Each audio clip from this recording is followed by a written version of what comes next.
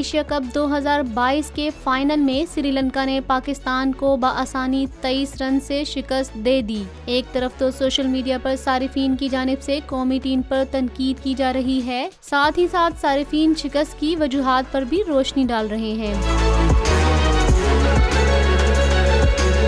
Asia cup final में पाकिस्तान की हार पर रहनुमा पीटीआई फवाद चौधरी का दिलचस्प ट्वीट सामने आ गया। कौमी टॉप ऑर्डर के इंतहाई नाकिस खेल की बदौलत श्रीलंका ने पाकिस्तान को 23 रन से शिकस्त देकर छठी मर्तबा एशिया कप अपने नाम कर लिया।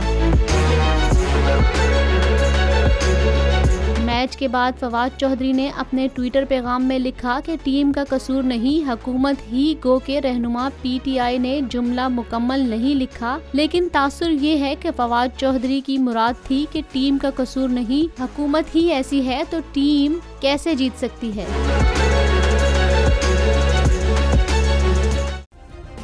सब्सक्राइब करें और बेल दबाएं ताकि कोई खबर रह न जाए।